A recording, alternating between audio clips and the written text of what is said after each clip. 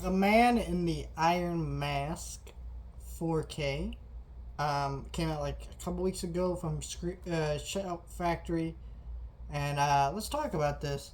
So, I'd never seen this movie before, didn't really know much about it, so it was, I believe, Leonardo DiCaprio's movie he did right after Titanic, which is hilarious that this 4K came out the same month Titanic came out on 4K. Isn't that ironic? But, you know, it'd been really funny if Titanic and Critters 3 came out in Titanic. If you don't know, Critters 3 is Leonardo DiCaprio's first movie. I digress, but that just been a really funny coincidence that happened. He would probably hated that because he hates that movie. Anyways, we'll talk about this movie here, The Man in the Iron Mask, which I don't really know how to feel about this 4K, but I did enjoy this movie.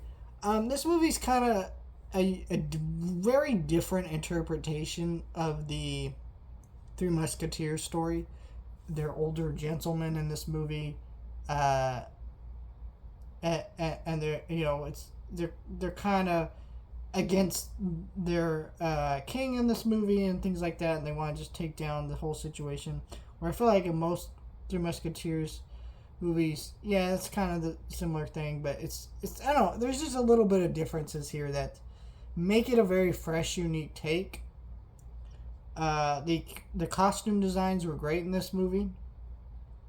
The way they kind of created like this kind of France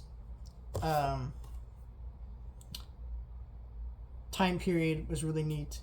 And yeah, the casting was great. Of course, you got Leonardo DiCaprio, who, you know, he isn't at this time as an actor, he wasn't really that well defined. So he's kind of just whatever in this movie. But I mean, you got Jeremy Irons, John Malkovich, Gerald,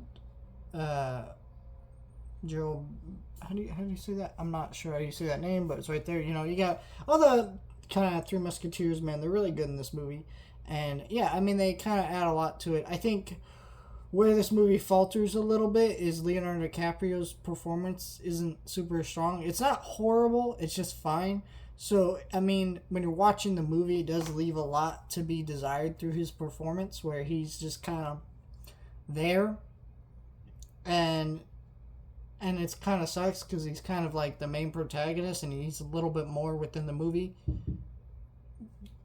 The moments where he's playing like the Tyrant King, though, is a little bit more interesting, and they do a lot more with that. I almost wish there was a little bit more of it. I don't know. I just think that this movie, it's a pretty solid Three Musketeers type movie. If you like those kind of stories, it's kind of worth it a watch.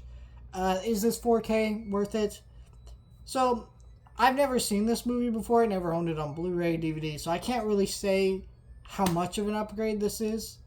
But what I can tell you is, from what I saw, the movie looks fine.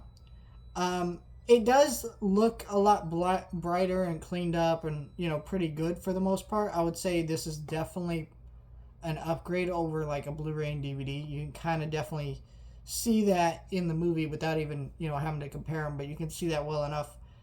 But I still feel like it's not a big enough leap, and this movie isn't great enough for you to pay the $30 price point. I would say go wait for a sale to like 20-25 bucks, then you're kind of talking 30, a little too much. However, if you really love this movie, I think it's fine for a day one pickup, which I know some people really do love this movie. This movie kind of does have a fan base, so it's got, because this 4K does actually have a good amount of special features. First of all, it's got an audio commentary with the writer and the director, an interview with the producer, interview with the production designer, another audio commentary, Myth and the Musketeers featurette, director's featurette, original behind the scenes featurettes. So you get all that kind of stuff in here. There's a lot in here.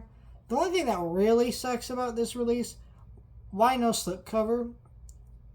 I mean, this movie is the kind of movie that you'd really want with the slipcover, and for whatever reason, Shout Factory didn't bother. This artwork's cool. You know, I like the harshness of the disc artwork because it kind of shows where they were at in this movie in France. There's a little bit of a harsher environment with the crazy king that they've had. So I don't know. I liked it, but I didn't love it, and I think I would watch this movie again, but it's going to be a very long time before I ever do.